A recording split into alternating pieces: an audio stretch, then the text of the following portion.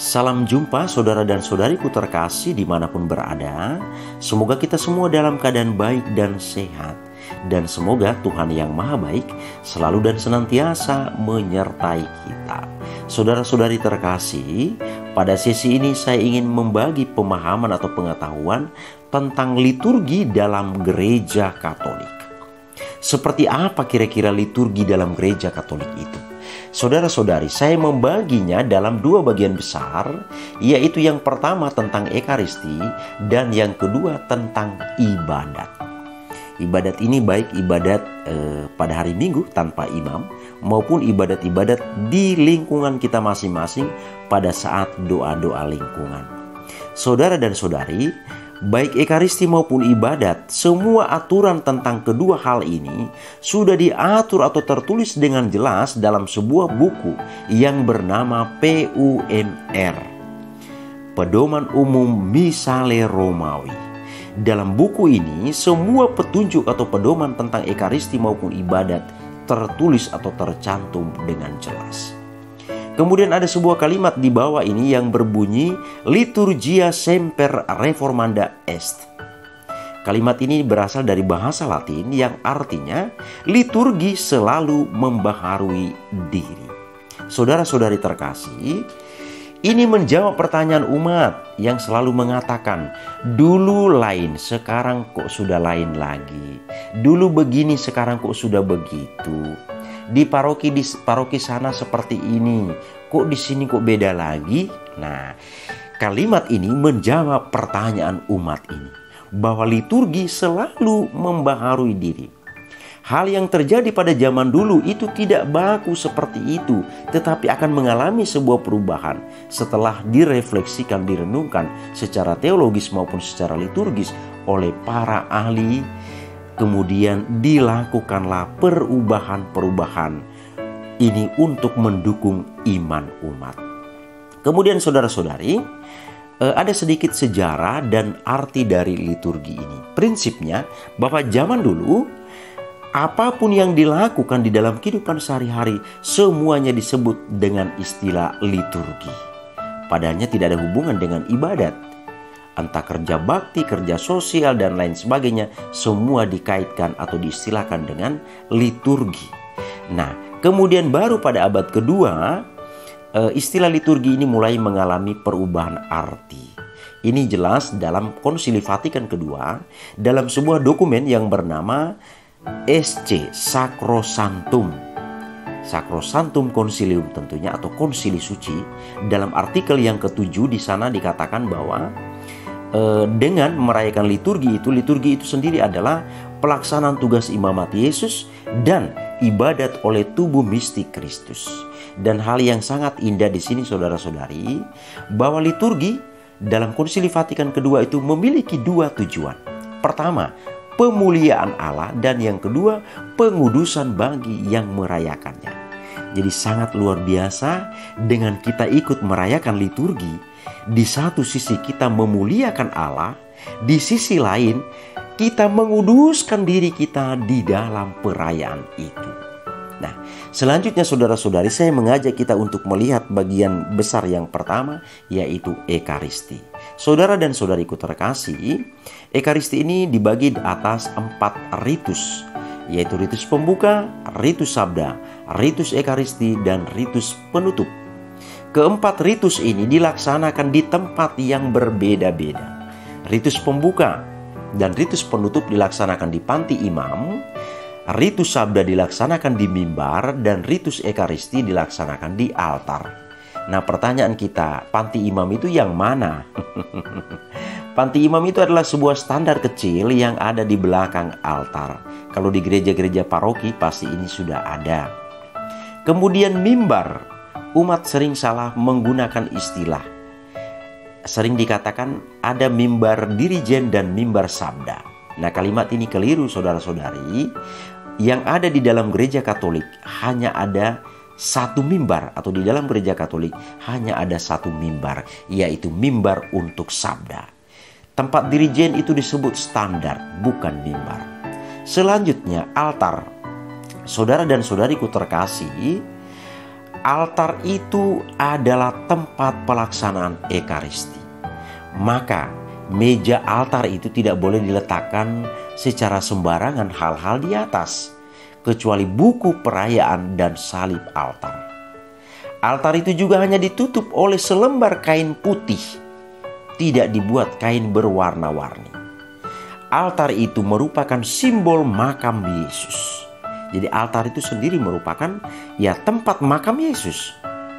Kita ibaratkan altar itu adalah kuburan Yesus pada saat itu, ketika diturunkan dari salib dan dimakamkan. Dan kain putih yang ada di atas altar itu adalah simbol kain kafan yang dipakai untuk membungkus jenazah Yesus pada saat dimakamkan. Maka saudara dan saudariku terkasih, altar itu harus dijaga kesakralannya dengan baik. Boleh kita membuat hiasan, boleh, tetapi jangan sempat mengganggu altar itu. Biarkanlah keindahan altar itu dilihat oleh umat pada saat masuk ke dalam gereja. Nah, kemudian coba kita lihat ritus pembuka. Ritus pembuka ini dilaksanakan di panti imam. Di sana ada lagu pembuka dan seterusnya sampai dengan doa kolekta. Lagu pembuka diatur sedemikian rupa sehingga ketika imam sudah tiba di panti imam, lagu pembuka pun selesai. Jangan nanti lagu pembuka masih lanjut terus sementara imam sudah menunggu untuk membuka perayaan. Jadi lagu atau dirijen yang membawakan lagu harus disesuaikan juga dengan situasi yang ada. Kemudian saudara-saudari, ada tanda salib. Dalam aturan yang ada dalam perayaan kita atau secara liturgi, tanda salib hanya ada dua kali membuat tanda salib, yaitu pembuka dan penutup. Tetapi kalau ada umat yang membuat tanda salib lebih, liturgi tidak melarang karena itu merupakan ungkapan kesalehan. Saudara-saudari, kemudian ada toba dan juga ada di sana Tuhan kasianilah kami dan kemuliaan. Ini merupakan bagian dari ordinarium atau lagu-lagu tetap dalam perayaan Ekaristi. Saudara dan saudari terkasih, lalu bagaimana kira-kira ordinarium ini? Ordinarium ini kita tidak boleh menggantikannya dengan lagu-lagu lain. Kemudian gaya membawakannya pun ordinarium ini, Tuhan kasianilah kami dan anak domba, itu sifatnya memohon. Sementara kemuliaan dan kudus itu dinyanyikan dengan gagah. Kemudian ada doa kolekta. Apa sih doa kolekta ini? Doa kolekta ini adalah istilah lain dari doa pembuka. Selanjutnya saudara-saudari, ada ritus sabda. Ritus sabda ini dilaksanakan di mimbar. Di sana kita lihat ada bacaan pertama dan kedua, Mazmur tanggapan, bacaan bait pengantar Injil, khotbah, syahadat, dan doa umat. Itu semua dilaksanakan di mimbar. Nah, aturannya di sini nanti, apakah lektor 1 dan lektor 2 termasuk pemazmur naik secara bersamaan ke samping mimbar untuk memulai membacakan bacaan pertama, atau seperti apa itu bisa dilakukan sesuai dengan kondisi yang ada di gereja masing-masing. Kemudian soal Mazmur tanggapan saudara-saudari, ini dinyanyikan oleh seorang pemazmur yang tentunya suaranya merdu, bisa menguasai not, percaya diri, karena Mazmur tanggapan itu adalah bentuk tanggapan umat atas sabda Tuhan yang baru saja dibacakan. Kemudian saudara dan saudari, di sana bait pengantar Injil dikumandangkan, Injil dibacakan, dan khotbah disampaikan oleh imam. Nah, di mimbar ini juga dinyanyikan exsultet atau pujian Paskah. Bersoraklah. Nah, bersoraklah ini adalah exsultet atau pujian Paskah, dan pujian Paskah ini juga dibawakan atau dinyanyikan dari mimbar. Sekali lagi, mimbar dalam gereja Katolik hanya ada satu. Oke, selanjutnya ritus Ekaristi. Di sana ada lagu persiapan persembahan dan seterusnya sampai dengan anak domba dan komuni. Ini adalah ritus Ekaristi. Saudara dan saudari terkasih, diharapkan di sini untuk para dirijen, menjadi perhatian bagi para dirijen, ketika bagian atau ritus Ekaristi ini mulai, biasanya para mesdinar lebih dahulu mengantar roti dan anggur ke altar. Setelah itu disusul dengan kolekte umat. Maka bagi para dirijen dalam memilih lagu, ini harus disesuaikan dengan apa yang sedang terjadi. Contoh, ketika roti dan anggur diantar oleh misdinar ke altar, maka cocoklah memilih lagu persembahan yang berhubungan dengan roti dan anggur. Setelah itu, karena roti dan anggur sudah diantar terlebih dahulu ke altar, tinggal kolekte, maka pilihlah lagu persembahan yang bersifat umum. Nah, kemudian menyangkut doa syukur agung. Dalam buku pedoman liturgi sebelumnya, setelah lagu kudus, umat langsung berlutut. Tapi setelah pembaruan pedoman tentang doa syukur agung, doa syukur agung ini sekarang yang kita gunakan adalah yang terbaru, dan umat baru berlutut setelah doa atau kalimat pada malam ia diserahkan. Dan umat baru berdiri dari tempat berlututnya, yaitu pada saat anamnesis dinyanyikan. Dan sekarang anamnesis sudah diubah semua saudara-saudari. Selanjutnya ritus penutup. Di sana ada doa sesudah komuni, pengumuman berkat, kemudian lagu penutup dan perarakan pulang. Nah, saudara-saudari, soal pengumuman di sini bukan sesuatu yang urgen ya, bukan sesuatu yang urgen. Jika ada pengumuman silakan diumumkan. Kalau tidak ada, tidak usah dipaksakan ada pengumuman di sini. Dan pengumuman yang disampaikan di dalam perayaan Ekaristi, khususnya di ritus penutup ini, pengumuman-pengumuman yang bersifat penting dan mendesak, yang mencakup seluruh umat. Tidak semua pengumuman itu dibacakan pada saat perayaan ini. Nanti lebih banyak pengumuman daripada ritus yang lain. Jadi waktu untuk pengumuman lebih banyak. Jadi diatur sedemikian rupa, pengumuman-pengumuman itu diumumkan, atau hal-hal yang diumumkan adalah hal-hal yang penting dan urgen. Kemudian saudara-saudari, ada beberapa sikap liturgi. Ada berjalan, berdiri, duduk, berlutut, mengatup, tangan terentang, menundukkan kepala, bersalaman, menepuk dada, membuat tanda salib, dan mengecup. Berjalan, ini sudah kita lakukan ketika kita memasuki gereja. Dan juga para petugas liturgi berarak masuk ke dalam gereja. Mereka melakukan sebuah prosesi. Kemudian saudara-saudari, berdiri. Berdiri ini adalah sikap liturgi yang paling sempurna. Di gereja yang tidak ada tempat berlututnya, maka seperti doa syukur agung tadi, umat tetap berdiri.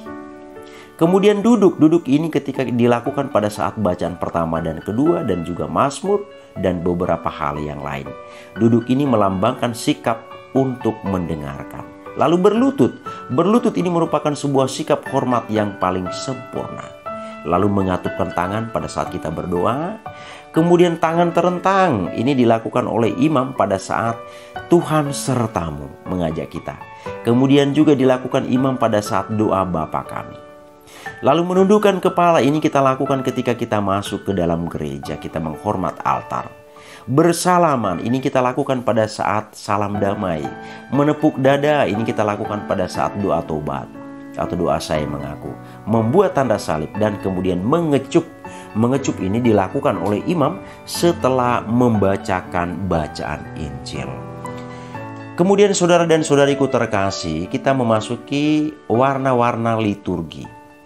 Dalam gereja kita ada 4 warna liturgi, yaitu warna hijau, kemudian warna putih atau kuning, lalu warna merah dan warna ungu. Nah, masing-masing warna ini sudah punya arti masing-masing dan juga sudah diatur kapan penggunaannya. Warna hijau digunakan pada masa biasa, kemudian warna putih digunakan pada hari raya Natal, Paskah, hari-hari raya yang lain, pesta, kemudian perayaan para kudus. Kemudian warna merah itu Minggu Palma, Jumat Agung, Pentakosta, dan pesta para martir atau pengenangan para martir. Lalu warna ungu ini dilaksanakan pada atau dipakai pada masa Advent, Prapaskah, dan hal-hal yang berhubungan dengan kematian. Dan juga saudara-saudari, sebuah perayaan yang sudah diatur secara definitif oleh gereja, yang di sana warna liturgi juga warna ungu adalah perayaan pengenangan arwah semua orang beriman yang kita rayakan pada setiap tanggal 2 November setiap tahunnya. Jadi ini kira-kira warna liturgi yang dipakai dalam gereja kita. Jadi warna putih dan kuning ini boleh dipakai secara bergantian. Boleh juga putih, boleh juga kuning. Nah, kemudian ada pelanggaran-pelanggaran liturgi ini kita harus beri perhatian saudara-saudari. Pertama, Mazmur tanggapan digantikan dengan lagu lain. Nah, ini kira-kira begini. Ketika perayaan Ekaristi dilaksanakan dan petugas Mazmur belum datang, jangan kita paksakan untuk menyanyikan Mazmur, dan kemudian tidak bisa dinyanyikan, akhirnya kita ganti dengan sebuah lagu rohani. Ini sebuah pelanggaran saudara-saudari. Kemudian ordinarium digantikan dengan lagu lain, ini juga tidak dibenarkan. Dulu lagu kemuliaan khususnya dalam masa Natal dinyanyikan lagu kemuliaannya berbeda. Dengarlah di padang sunyi. Ini pada saat itu diganti sebagai lagu kemuliaan. Tetapi sudah diubah oleh liturgi bahwa ini adalah sebuah kesalahan. Lagu kemuliaan tetap lagu kemuliaan yang dipakai dari buku nyanyian kita. Kemudian kurangnya saat hening. Kita harus menciptakan suasana kondusif, tenang, supaya Ekaristi berjalan dengan baik. Lalu kita harus menjawab amin pada saat kita menyambut komuni. Jadi kalau yang tidak menjawab amin itu melakukan pelanggaran. Lalu umat mengambil hosti dari sibori dan mencelupkan ke dalam anggur di dalam piala. Ini juga sebuah pelanggaran liturgi saudara-saudari, karena ini merupakan tempat suci dan yang hanya boleh melakukan ini adalah para imam, diakon, dan juga para pelayan luar biasa. Nah, pernah pada zaman dulu para pengantin ketika perayaan sakramen perkawinan, para pengantin malah mengambil roti dan anggur sendiri dari sibori, mengambil roti dari sibori, mencelupkan ke anggur lalu menyuapnya ke pasangannya. Ini pelanggaran liturgi saudara-saudari. Ini tidak dibenarkan dalam liturgi. Lalu yang berikut, tidak mempersiapkan diri sebelum bertugas. Maka ini menjadi catatan bagi para petugas, hindari yang namanya petugas dadakan. Semua petugas wajib dan harus mempersiapkan diri dengan baik sebelum mulai bertugas. Kemudian yang berikut, diizinkan seorang awam berkhotbah saat misa. Ini juga pelanggaran liturgi saudara-saudari. Jadi yang menyampaikan homili di dalam perayaan Ekaristi adalah seorang pemimpin, misalnya seorang diakon ataupun misalnya di sini seorang imam yang memimpin perayaan itu. Tetapi awam tidak dibenarkan untuk membawakan homili di dalam perayaan Ekaristi. Jadi ini beberapa poin yang menjadi catatan bagi kita supaya kita tidak masuk dalam kategori pelanggaran-pelanggaran liturgi. Jadi liturgi itu harus dijaga sedemikian rupa saudara-saudari sehingga tetap berjalan dengan baik, dengan tenang, dengan anggun. Maka kita perlu menghindari pelanggaran-pelanggaran ini. Kemudian kita coba lihat soal ibadat lingkungan. Nah, para petugas, istilah yang harus kita hindari adalah pembawa acara. Ini istilah yang selalu digunakan di lingkungan-lingkungan kita. Siapa pembawa acara malam ini? Padahalnya kita mau ibadat. Maka saya meluruskan, tidak ada pembawa acara, yang ada adalah pemimpin ibadat. Ini harus kita perbaiki istilah ini saudara-saudari. Jadi sekali lagi tidak ada pembawa acara, tapi yang ada adalah pemimpin ibadat. Lalu di sana ada pembawa renungan, pembawa lagu. Oke. Nah, petugas ini harus dijadwalkan sedemikian rupa sehingga sudah punya persiapan. Kemudian tuan rumah yang kita kunjungi pada saat doa lingkungan itu tidak boleh kita bebankan dengan intensi mereka harus membawakan doa umat. Itu tidak dibenarkan. Karena keluarga yang kita kunjungi pada saat doa lingkungan adalah keluarga yang mau kita doakan pada kesempatan itu. Masa kita mendoakan mereka dan kita menuntut mereka juga balik untuk mendoakan kita, ini sesuatu yang aneh. Maka tuan rumah yang kita kunjungi itu adalah keluarga yang kita doakan. Mereka hanya boleh membawakan bacaan pertama, tidak lebih dari itu. Jadi ini menjadi catatan bagi kita saudara-saudari supaya kita ikuti aturan-aturan main yang ada supaya ibadat di lingkungan kita pun bisa berjalan dengan tenang. Jangan nanti menciptakan sebuah suasana yang tidak baik, akhirnya ibadat di lingkungan itu tidak berjalan dengan maksimal. Selanjutnya saudara dan saudari, doa umat. Nah, doa umat. Pada saat kita doa lingkungan, intensi doa umat di lingkungan itu hanya untuk kebutuhan lingkungan itu. Tidak dipaksakan untuk mendoakan intensi-intensi yang lain. Contoh, mendoakan para imam kita atau mendoakan para pemimpin negara kita. Para imam, para pemimpin negara itu sudah diatur dalam doa umat pada setiap perayaan di hari Minggu. Sementara untuk ibadat lingkungan memang murni untuk kebutuhan umat lingkungan tersebut. Maka pemimpin ibadat itu perlu menanyakan kepada umat yang hadir termasuk tuan rumah apa-apa saja yang perlu didoakan. Dan tidak perlu di sana dipakai istilah doa umat yang mewakili bapak atau doa umat yang mewakili ibu. Tidak ada istilah seperti itu. Yang ada di sana adalah intensi-intensi itu dibawa oleh beberapa orang. Contoh, doa untuk tuan rumah 1 orang. Yang kedua, doa untuk keluarga yang mempersiapkan diri menikahkan anak, 1 orang membawakan. Kemudian intensi untuk anak-anak yang sedang belajar, 1 orang membawakan. Dan intensi lain lagi misalnya untuk orang sakit, 1 orang lagi yang membawakan. Jadi tidak diborong oleh perwakilan bapak atau perwakilan ibu. Dan kemudian doa umat juga tidak bertele-tele. Tidak perlu di dalamnya itu mengucapkan puji syukur dan lain sebagainya. Terima kasih hambamu sudah membawakan sabdamu malam ini, sudah menyampaikan renungan. Itu tidak perlu. Langsung to the point doa umat itu. Saya buat sebuah contoh. Kita mendoakan tuan rumah. Maka ketika giliran tiba saya mendoakan tuan rumah, saya langsung mengatakan demikian. Bagi tuan rumah yang kami kunjungi malam ini, berkatilah mereka, berikanlah mereka rezeki, jauhkanlah mereka dari mara bahaya dan penyakit, berkati segala usaha dan pekerjaan-pekerjaan mereka. Kami mohon. Sederhana Bapak Ibu, sangat simpel. Jadi doa umat tidak perlu bertele-tele. Kemudian selanjutnya soal nyanyian. Kita perlu juga memperhatikan nyanyian-nyanyian sesuai dengan masa liturginya. Ada masa biasa, Advent, Natal, Prapaskah, dan seterusnya. Kemudian untuk doa-doa lingkungan, kita harus menghindari di sana lagu pembuka itu ada kata altar. Dan lagu persembahan hindari yang namanya di sana ada kata roti dan anggur. Karena kita bukan melaksanakan ekaristi, tetapi kita ibadat lingkungan. Maka pilihlah lagu-lagu umum yang di dalamnya tidak ada kata altar maupun ada kata roti dan anggur.